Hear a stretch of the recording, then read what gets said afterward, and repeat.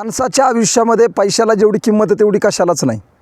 पैशानं माणसाच्या आयुष्यातल्या सगळ्या गरजा पूर्ण होतात आणि म्हणून आपल्या स्वतःच्या गरजा पूर्ण करण्याकरिता माणूस पैसा जवळ नसला की उधारीनं म्हणा, व्याजाने, कर्जाने माणूस पैसा काढू लागतो. आणि एकदा माणसाने कर्जाने किंवा व्याजानं पैसा घेतला की ते कर्ज आणि त्याचं व्याज माणूस फेडू शकत नाही. आणि त्याचं कर्ज, त्याचं व्याज न फेडल्यामुळे माणसाच्या जीवनामध्ये सतत ताणतणाव, चिडचिडेपणा, घरामध्ये सतत भांडणं आणि अशांत वातावरण तयार होतं. हे सगळं होण्यामागचं सगळ्यात मोठं कारण आहे की माणसाच्या डोक्यावर झालेलं कर्जाचं ओझं. हे कर्जाचं ओझं आपल्याला कसं कमी करता येईल आणि कर्जाचं ओझं कमी करण्याकरिता काही महत्त्वाचा उपाय मी तुम्हाला आजच्या व्हिडिओच्या माध्यमातून सांगणार आहे. नमस्कार मित्रांनो, मी एकनाथ महाराज भांबळे नाथवाच्या यूट्यूब चॅनलमध्ये मी आपलं मनापासून स्वागत करतो. मित्रांनो, हा व्हिडिओ महत्त्वाचा आहे आणि हा व्हिडिओ तुम्ही शेवटपर्यंत पहा ही मी तुम्हाला विनंती करतो. माणूस कोणताही असू द्या, तो कर्जामध्ये असतो. मोठा जरी असला आणि गरीब जरी असला तरी कर्जावर आहे.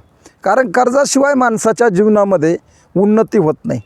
मग व्यापारासाठी म्हणा, उद्योगासाठी म्हणा किंवा घर खर्च भागवण्यासाठी म्हणा, माणूस हा कर्ज घेऊ लागतो. आणि एकदा कर्ज घेतलं की ते कर्ज फेडण्याची वेळ ज्यावेळेस माणसावर येते त्यावेळेस त्याच्याकडे कर्ज फेडण्यासाठी तो पैसा उपलब्ध नसतो.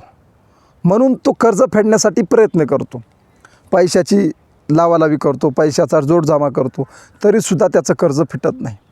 आणि न फिटल्यामुळे तो सतत ताणतणावात असतो आणि हा ताणतणावच एखाद्या वेळेस त्याच्या आत्महत्येला कारण ठरतो. घरातली माणसंसुद्धा त्याला मदत करत नाहीत. म्हणून हे कर्ज फेडण्यासाठी आपल्याला कष्टच करावं लागणार, त्याच्याशिवाय पर्याय नाही. परंतु आपल्या धार्मिक शास्त्रामध्ये, आपल्या वैदिक शास्त्रामध्ये असे काही उपाय सांगितलेत की जे उपाय केल्यानं आपण कर्जापासून तात्काळ मुक्त होऊ शकतो. तर असा कोणता उपाय आहे तो मी तुम्हाला आजच्या व्हिडिओत सांगणार आहे. फक्त व्हिडिओ शेवटपर्यंत पहा. मित्रांनो, कर्जापासून मुक्ती जर मिळवायची असेल तर आपल्याला कष्ट करावं लागतील, हे जरी खरं असलं तरीसुद्धा एक उपाय मात्र मी तुम्हाला छान असा सांगणार आहे. या उपायाच्या माध्यमातून तुम्ही कर्जापासून मुक्ती मिळवू शकता आणि लवकरच तुम्ही कर्जमुक्त होऊ शकता. तर उपाय एकदम सोपा आहे. मी कोणताही उपाय तुम्हाला खर्चातला पाडणारा करणार नाही, कारण आधीच तर तुमच्या डोक्यावर कर्ज आहे आणि त्यात पुन्हा खर्चाचा विषय करायचा म्हणलं तर आपण हा उपाय सांगू शकणार नाहीत. तुम्हाला सोपा उपाय मी सांगणार आहे.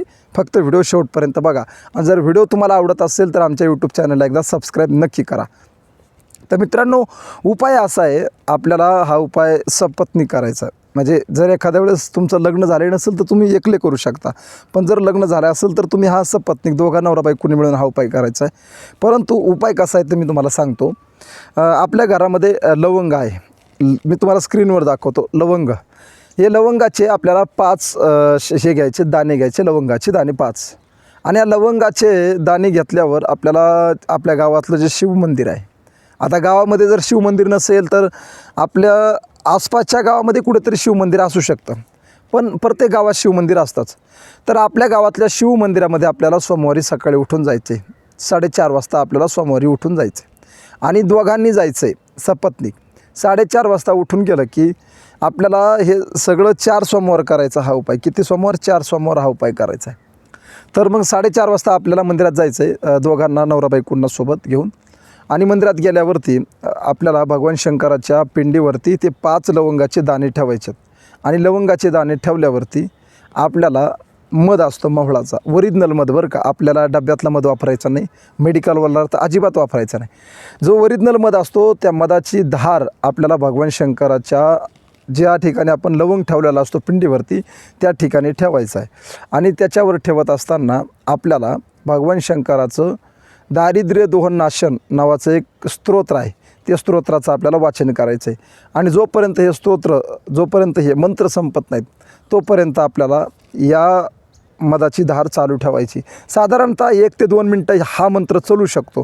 त्याच्यामुळे 1 ते 2 मिनटं ही धार भगवान शंकराच्या पिंडीवरती पडेल अशा प्रकारचा मध आपल्याला ठेवणं खूप गरजेचं आहे.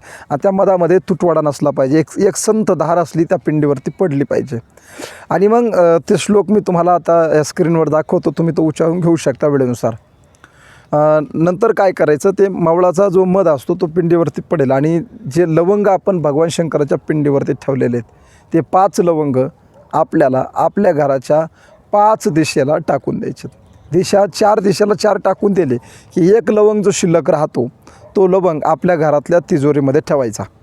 याचा परिणाम काय होईल मित्रांनो, तर आपल्या घरातलं जेवढं काही दारिद्र्य आहे हे सगळं निघून जाईल आणि चारही दिशांनी आपल्या घरामध्ये धनसंपत्तीचा प्रवेश होऊ शकतो. तर हा उपाय आपल्याला शिवमहापुराणामध्ये पाहायला मिळतो. तर मित्रांनो, हा उपाय नक्की करा. आणि या उपायाची जर तुम्हाला अधिक माहिती पाहिजे असेल तर कृपया आम्हाला व्हॉट्सअपवरती व्हॉट्सअपवरती आम्हाला तुम्ही मेसेजच्या माध्यमातून कळवायला विसरू नका. तर हा उपाय अगदी सोपा आहे. या उपायाची जर तुम्हाला आणखी काही माहिती पाहिजे असेल तर आम्हाला व्हॉट्सअपवर संपर्क करा. आणि जर तुम्हाला हा व्हिडिओ आवडला असेल तर आमच्या यूट्यूब चॅनलला नक्की सबस्क्राईब करा. आणि हा उपाय तुमचं नक्कीच कर्ज तुम्हाला मुक्त करू शकतो. आणि एकदा का तुम्ही कर्जमुक्त झालात, फक्त हा उपाय आपल्याला 4 सोमवार करायचा एवढं लक्ष असू द्या. आणि 4 सोमवार हा उपाय केला आपण की आपण कर्जमुक्त होऊ शकतो. यात मात्र तीळ मात्र शंका नाही. रामकृष्ण हरी.